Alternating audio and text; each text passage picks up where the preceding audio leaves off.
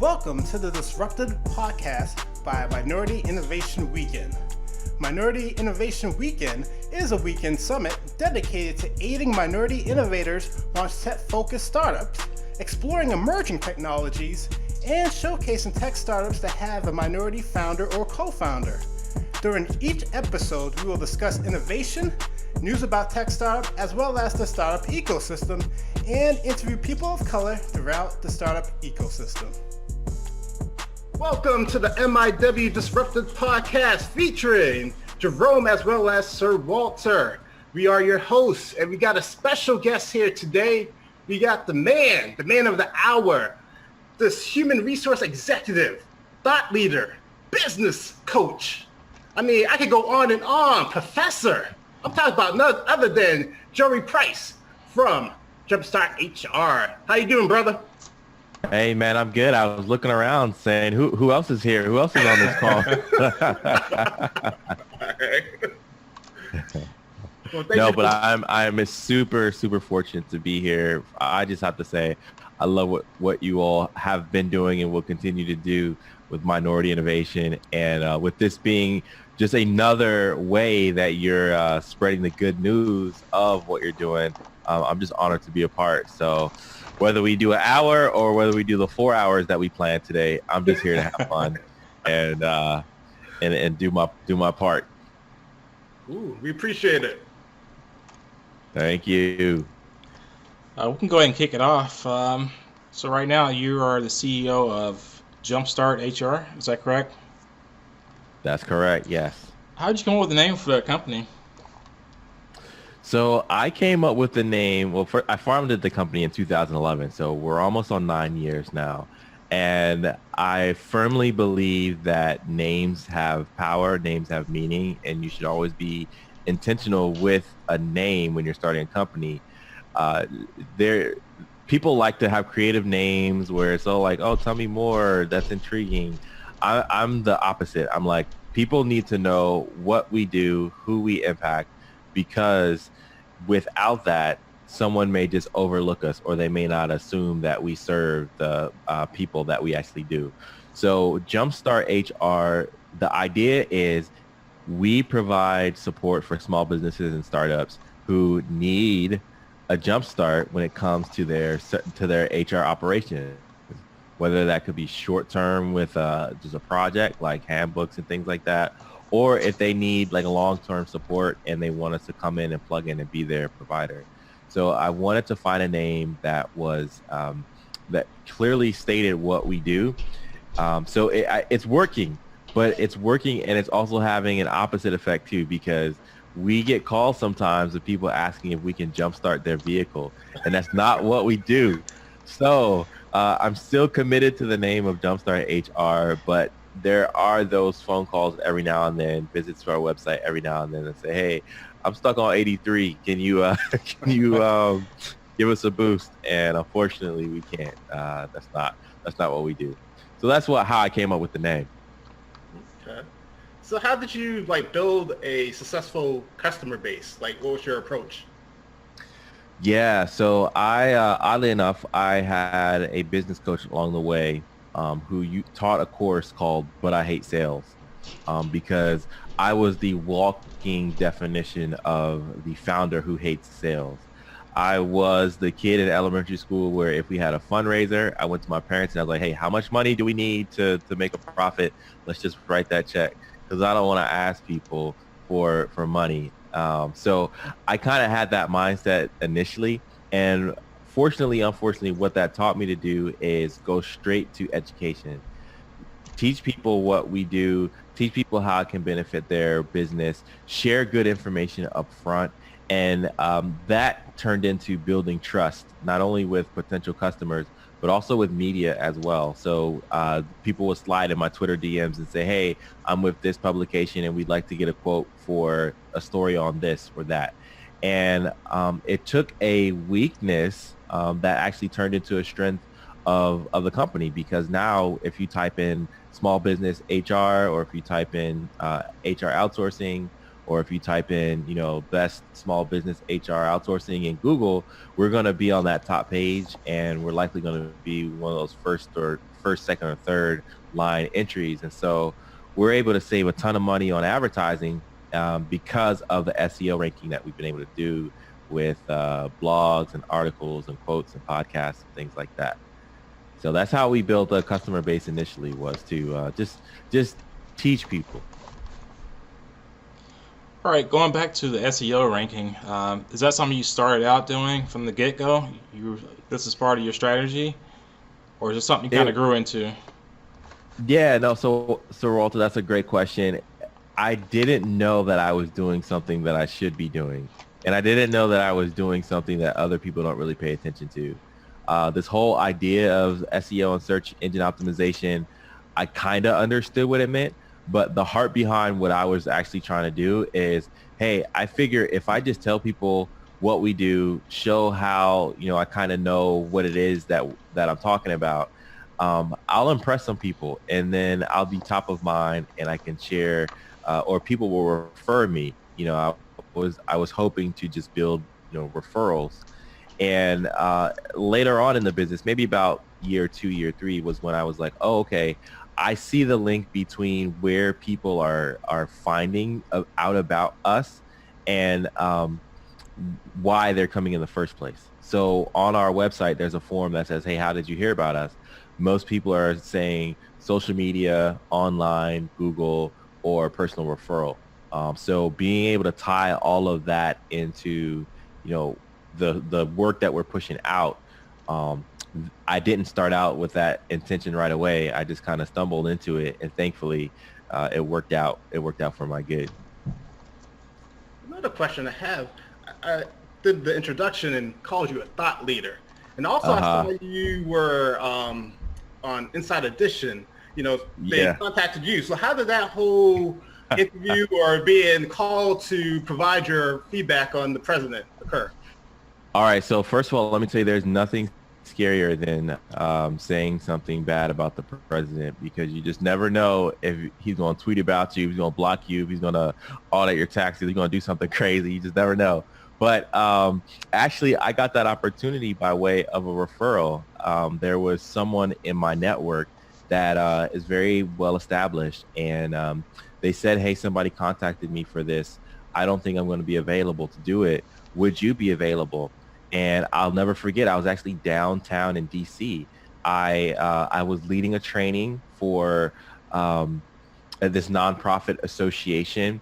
And so I already had my outfit. I was already ready to go. Inside Edition, I think they tape in California, but wherever you are in the world, if you're near a news studio, there are rooms that they can rent, and they can you'll have like a high quality feed into the station. So I went to I believe it was like a CNN studio somewhere near Union Station, and so they sent car service. They picked me up. I go in a room, and you're literally talking in a box. You don't see who you're talking to.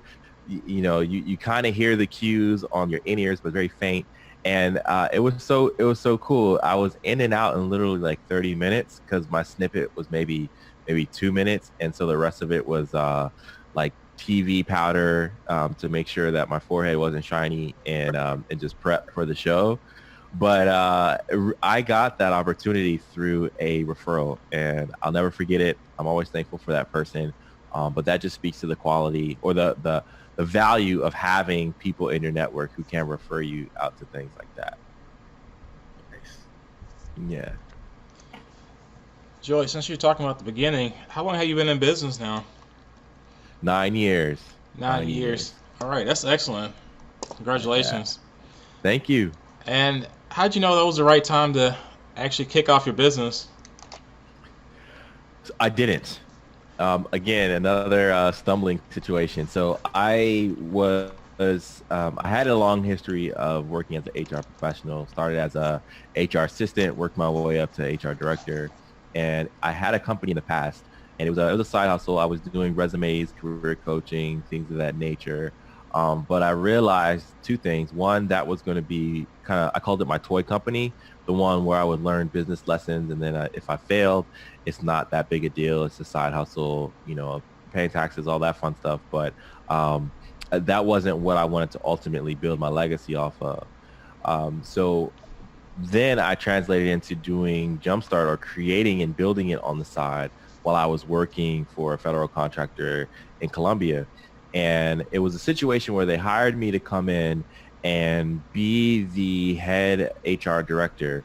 I was the young upstart with, just got my master's degree, certification, all those really attractive things. And they had an employee on their payroll that was sick, and they thought that the person was going to leave the organization. And unfortunately, or well, fortunately for them, that person got sick, or sorry, they got better after I showed up. And then it's like, you can't have two cooks in the kitchen. So it was last one in, first one out kind of deal. And fortunately, I had a mentor who was like, Joey, I know this sucks, but hey, I've got a project for you. Go to the bank, get your business bank account. I'll be your first client, and I'll give you about a 3 to 6 month runway. But you need to be hustling. You need to be marketing and getting relationships and all that stuff, because this won't last forever. So kind of rolled into it after that. And I said, hey, if it doesn't work out, I can always go back and get a job. And 9 years later, fortunately still in the position to help a lot of small businesses across the country with their HR. Nice. So what type of culture exists in your organization, and how did you establish it? Yeah, so my culture in our organization, it is really reflective of me. We're still a small team. I've got 2 other employees, and then I have contractors that I pull for various projects, or for the podcast editing and social media and things like that. So it's still very much a reflection of kind of who I am. And so I'd say we're pretty lighthearted, but still professional. Customer service is very important. So we're very high touch. We won't just point a customer to an answer. We'll actually walk them to it and explain why this is the best step. We laugh and joke. We also are very nerdy about what it is that we do. So we may derail conversations because we're discussing something that is a very minute detail. But that's the culture for now. I may have said earlier that we're pretty remote, so it's not like we're all going out to happy hour when it's over. But I send thank you cards on birthdays. I give Christmas gifts. I try to be thoughtful with the ways that I reward and recognize people, and that's what we can do as a remote company. Speaking on the ideal customer, you mentioned small and medium businesses, right? Is that correct? Okay. Do people kind of know what they're looking for when they first talk to you? Sometimes they do. And the reason why I say sometimes is because sometimes people pick up the phone and call because they have run into an accident that they need an expert to fix. So whether it's, hey, we have somebody we need to fire, or, hey, we were just audited and we don't know what to do, or, I'm about to hire my first employee. I don't know what we need to do. So those are kind of some of the entry points where people pick up the phone, call, and say, hey, I know you have a 15-minute free consultation. Let me just vent to you and see what we can do together. So that is the case for most of the people that are inbound. But as far as being proactive and reaching out to people, we're getting customers by way of the webinars that we put on, or ebooks that we'll share. So people are learning about us because we serve their immediate needs in one specific topic, but that turns into, well, tell me what else you can do. So that's kind of the approach to how people get in contact with us, why they get in contact with us, and how we get business. So, we're going through the coronavirus pandemic right about now. Yes, sir. Impact on your business? Right now, as of this moment, knock on wood and by God's grace, everything is still the same. That may change as soon as we get off this podcast, that may change when this podcast goes live. It could change at any moment, and I'm very, very much aware of that. Right now, our customers still rely on us because we help them manage the people decisions that they need to make. So they're relying on us. But also what I'm seeing is changing is there's more requests for me to talk about topics like how do you do layoffs? How do you do furloughs? We're going remote for the first time. What do I need to do to make sure that our managers are communicating with staff and staff is available to do the work? Those are some of the questions that are coming up now that other businesses may not have wanted to answer, but now we all have no choice. And so they're looking out to people who've already proven themselves in that area. And thankfully, we have a track record. We did a webinar a few weeks ago about coronavirus prep. And on the day of this recording, Business Insider published an article, and I was quoted in it on how to help navigate employees or navigate businesses through the furlough process. So Corona is, we're leaning into our customers and being available, but we're also serving the community at large and saying, hey, here's some things you may think about. If you have questions and if you need more detailed help, give us a call.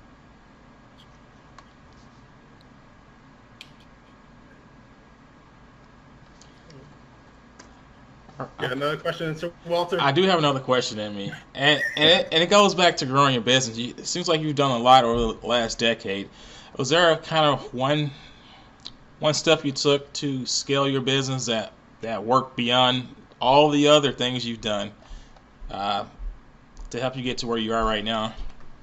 Yeah, so I will caveat that by saying, someone may ask you, or I may go and speak, and they may say, what are the top 3 things you need to know to be successful? I may give you 3 things, but really there's 10 or 15. So even with sharing this one tip, I just want people to know it's not a silver bullet. Like, there's still other stuff you have to do to be successful and to stay in business. But as far as scaling my business, by going to hiring people like part-time who are really, really good at what they do, and maybe, hiring them for 5 hours a week or 10 hours a week or even 1 hour a week for kind of some strategic stuff. That helps me scale the business because I'm able to afford their expertise and I'm able to not have to worry about it.